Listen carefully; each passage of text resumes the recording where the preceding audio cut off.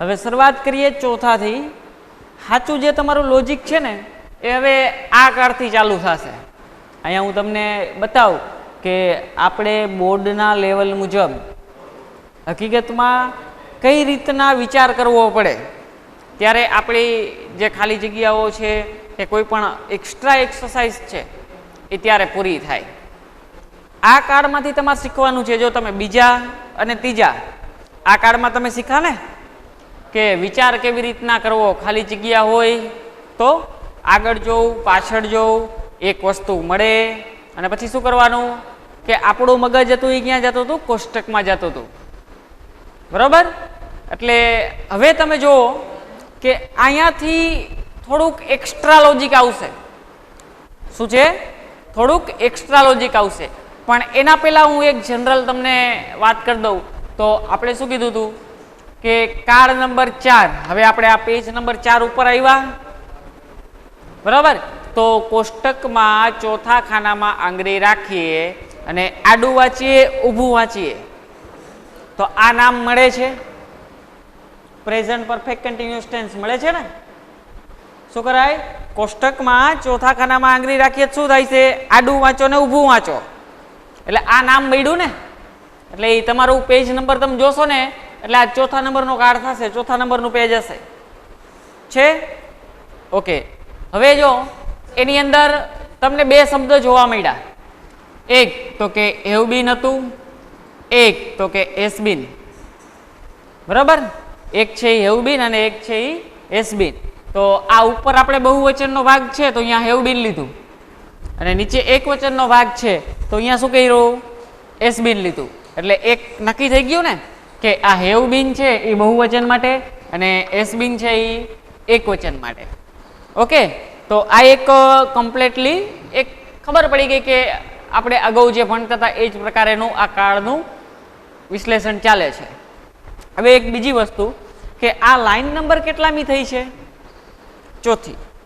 Line number કેટલામી થઈ? ચોથી. તો લાઈન નંબર ચોથીમાં આપણે વર્બનું બીજું ફોર્મ રાખ્યું હતું. છે? તો જો અહીં મેં વર્બનું સેકન્ડ ફોર્મ લખ્યું છે. લાઈન નંબર 4માં વર્બનું કેટલામાં ફોર્મ રાખ્યું હતું? બીજું. તો આપણે શું કર્યું છે?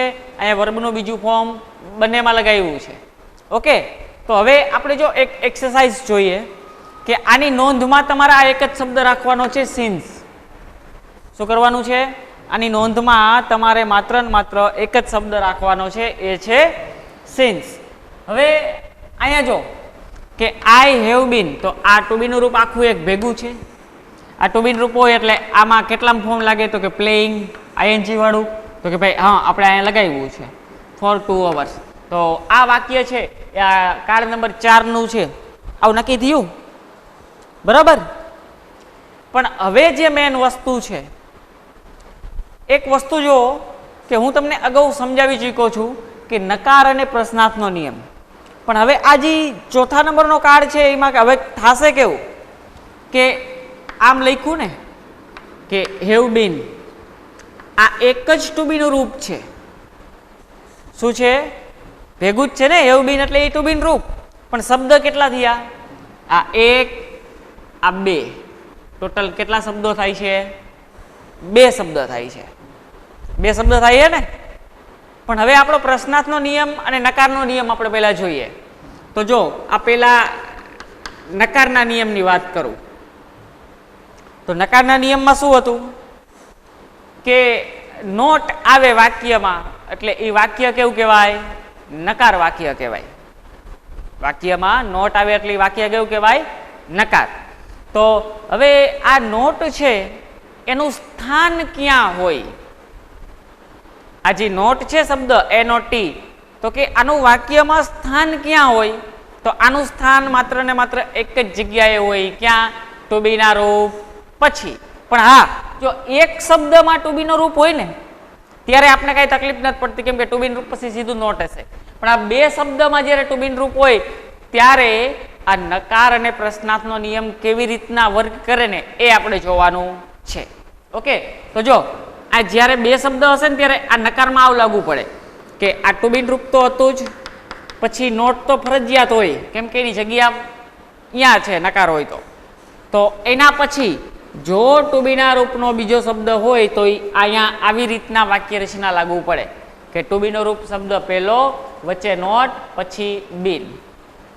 તો આ ફોર્મેટિંગમાં આ નકારનો નિયમ લાગુ પડે જો જ્યારે જ્યારે ટુ બીના રૂપ બે શબ્દોમાં છે. તો હવે વાક્ય આવે છે પ્રશ્નાર્થ. તો પ્રશ્નાર્થમાં કેવી રીતના નિયમ હતો?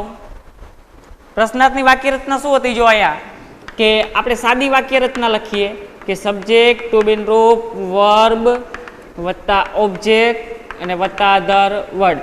તો આને પ્રશ્નાર્થની બનાવીએ શું કરતા? ટુ બીન રૂપ આગળ લઈ લેતા ને. તો આ ટુ બીન રૂપ આગળ, પછી સબ્જેક્ટ, પછી વર્બ વત્તા ઓબ્જેક્ટ વત્તા અધર વર્ડ. આ પ્રશ્નાર્થની વાક્ય રચના બની ગઈ.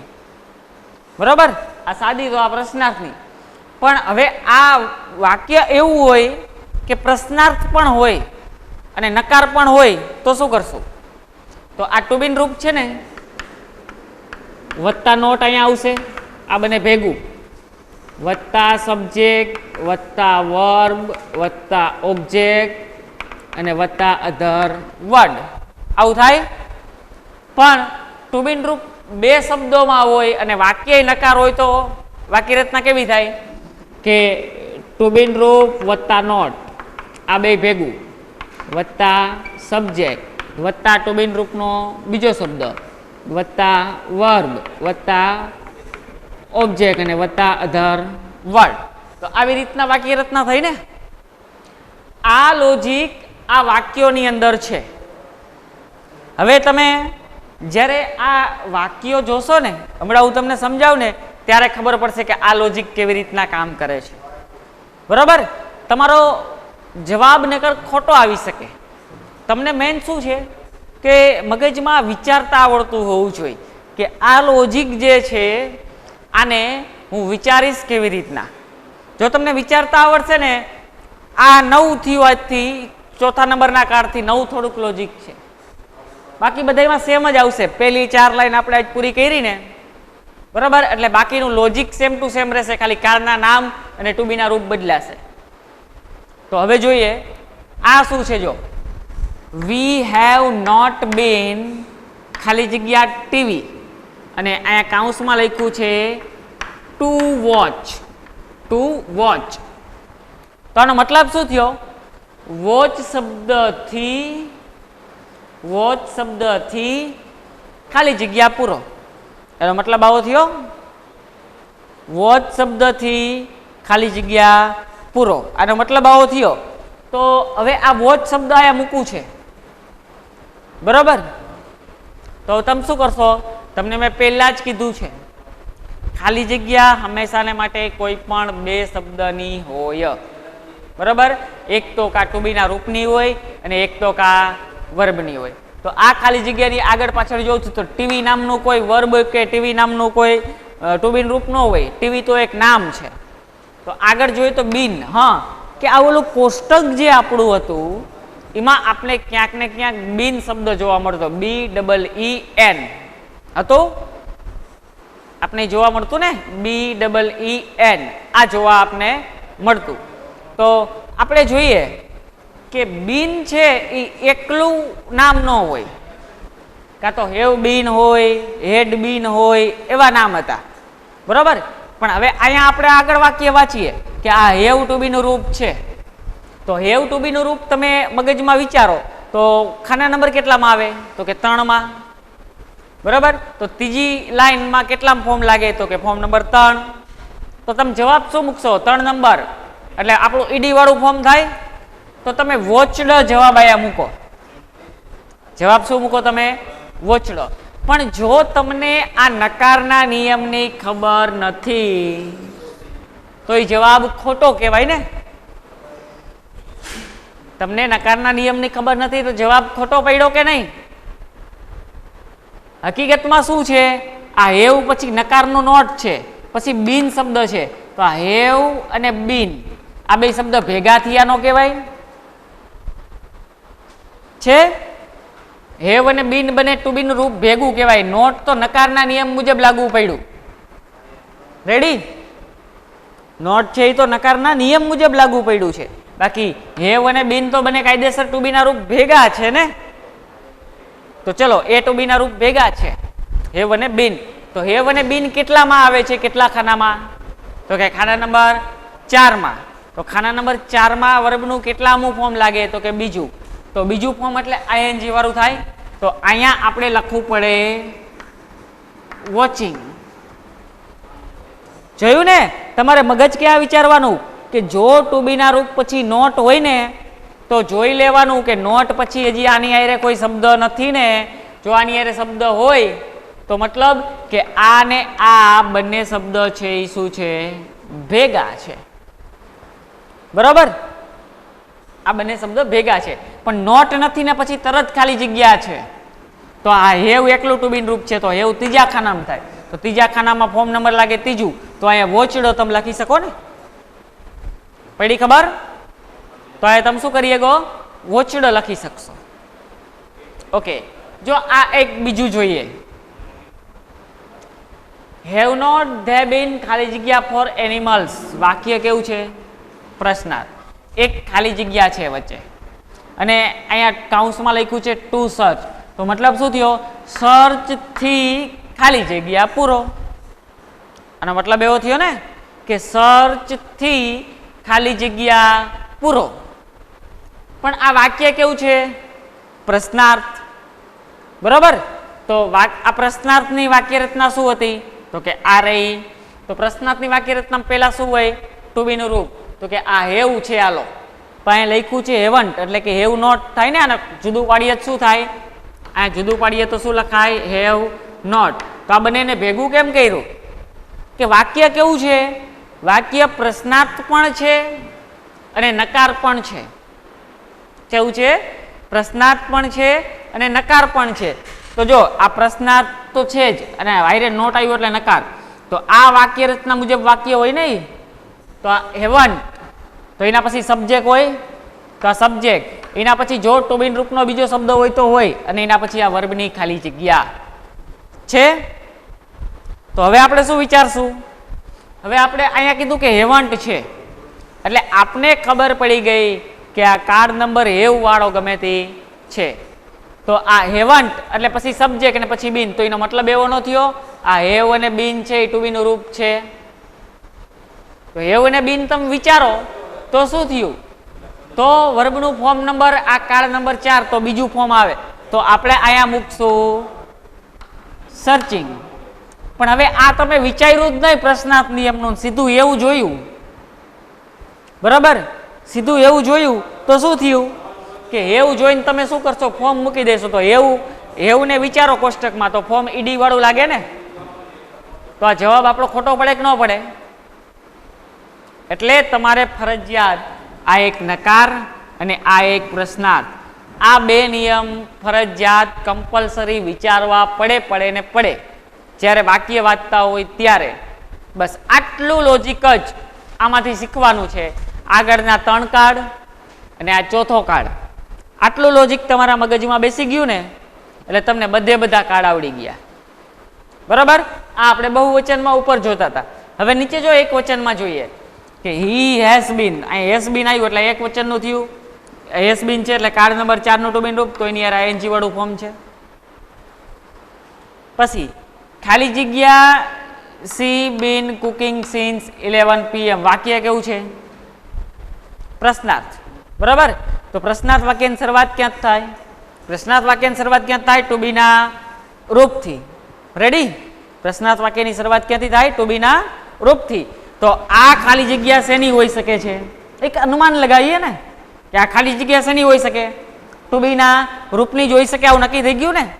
ઓકે, તો પ્રશ્નાર્થ વાક્ય છે એટલે પહેલા તો ટુ બી રૂપ હોય, તો એના પછી સબ્જેક્ટ હોય અને એના પછી જો ટુ બી રૂપ એક કરતા બે શબ્દમાં હોય તો બીજો શબ્દ હોય, નકર સીધું શું આવે? વર્બ. અને પછી ઓબ્જેક્ટ, અધર વર્ડ કે વગેરે વગેરે. બરાબર, તો આ સિન્સ છે તો કે એ શબ્દ આપણો આ કાર્ડમાં આપણે લેવડાવી છે. ઓકે, તો હવે આપણે શું થયું કે આ વાક્ય રચના સમજી ગયા કે પ્રશ્નાર્થ છે એટલે પહેલા તો ટુ બી રૂપ છે, પછી સબ્જેક્ટ છે અને પછી જો ટુ બી રૂપ એક કરતા વધારે શબ્દનો હોય તો એ બીજો અહીંયા શબ્દ હોય અને એના પછી સીધું વર્બ હોય. તો વર્બ તો આપણે ઓલરેડી આપેલું છે, ખાલી જગ્યા અહીંયા છે. તો એક નક્કી થઈ ગયું ને કે ખાલી જગ્યા શેની છે? ટુ બી ના રૂપની છે. ઓકે, તો હવે આપણે શું કરશું? આ વર્બને વિચારશું. ચલો, વર્બ કેટલામું છે?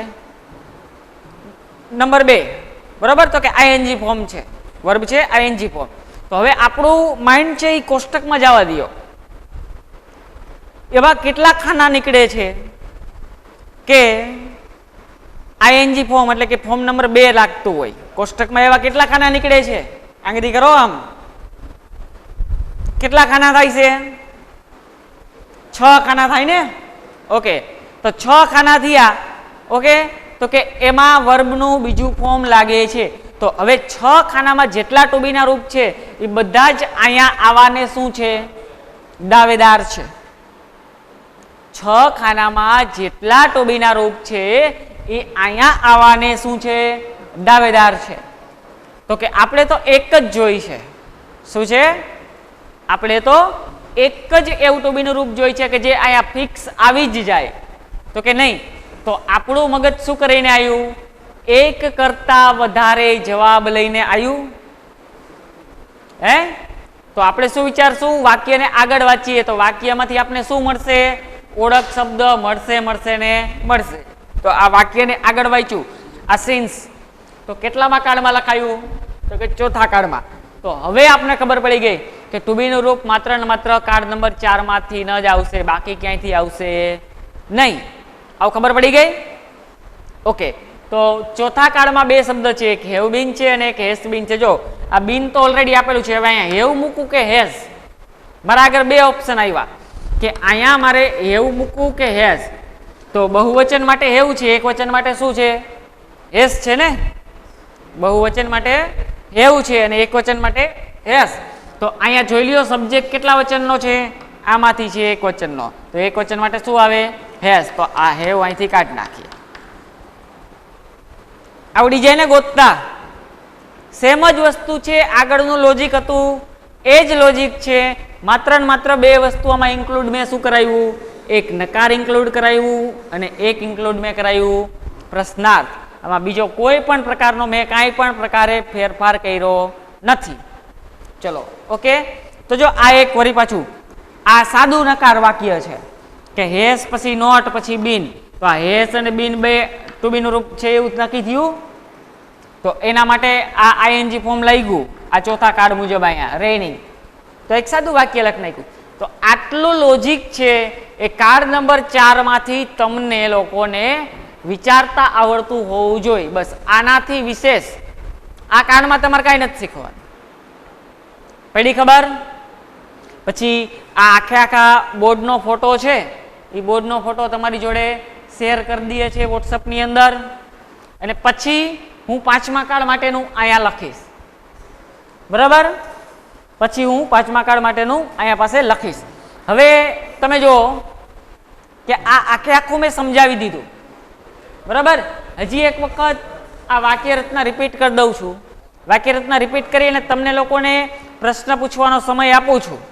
તમને જે કાંઈ પ્રશ્ન હોય મને વર્ણવવાનો, પણ આ લોજિક ફરજિયાતપણે વિચારતા આવડતું હોવું જોઈએ. રેડી? તો જો આ નકારનું શું હતો કે નકાર અને ટુ બી રૂપ આ બંનેનું કામ કેવું છે? 2 મિત્ર જેવું કામકાજ છે. કેવું છે કે ભાઈ હું ગમે ત્યાં જો સેટલ થઈશ તો ટુ બી ના રૂપની બાજુમાં જ રહીશ, બાકી ક્યાંય રહીશ નહીં. આટલું બધું જિદ્દી છે એમ. નોટ શબ્દ શું છે કે મારી જગ્યા હંમેશા માટે ક્યાં હશે તો ટુ બી ના રૂપની બાજુમાં જ હશે, બાકી મારી જગ્યા ક્યાંય પણ હશે નહીં. તો આ ટુ બી રૂપ છે તો એના પછી નોટ. પણ હવે મારે એવા કેટલા બધા કેસ આવે છે કે ક્યારેક ટુ બી નું રૂપ 2 શબ્દોમાં હોય છે. શું હોય છે? 2 શબ્દોમાં હોય છે. તો જ્યારે ટુ બી રૂપ 2 શબ્દોમાં હોય ત્યારે આ નિયમ લાગુ પડશે. બરાબર? જ્યારે ટુ બી નું રૂપ છે એ 2 શબ્દોમાં હોય તો આ નિયમ લાગુ પડશે નકારનો કે ટુ બી રૂપ વત્તા નોટ, અને વત્તા જો ટુ બી ના રૂપ બીજો શબ્દ હોય તો. હવે પ્રશ્નાર્થ માટે તો તમને મેં પહેલા સાદી વાક્ય રચના લખી કે subject to be verb object ને અધર વર્બ. હવે આને પ્રશ્નાર્થની કરવી હોય તો આ ખાલી ટુ બીન રૂપ છે એને આગળ લઈ લ્યો, સબ્જેક્ટ અહીંયા લઈ લ્યો, તો મેં લઈ લીધું. જો તો આ પ્રશ્નાર્થની થઈ ગઈ. પણ હવે પ્રશ્નાર્થ હોય નકારે ભેગું હોય તો ટુ બીન રૂપ વત્તા નોટ વત્તા સબ્જેક્ટ વત્તા વર્બ વત્તા ઓબ્જેક્ટ વત્તા અધર વર્ડ.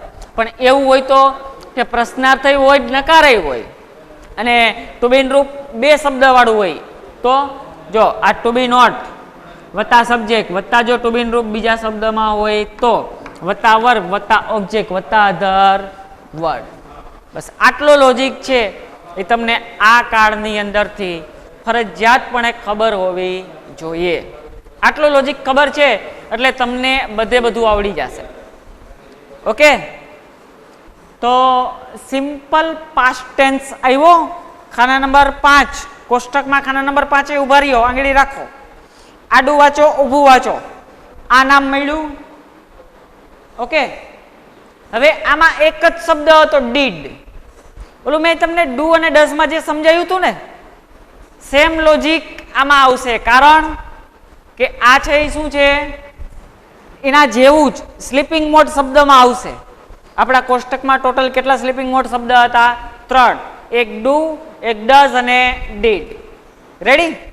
તો આ ડીડ છે એટલે આ સ્લીપિંગ મોડ વાળો શબ્દ છે.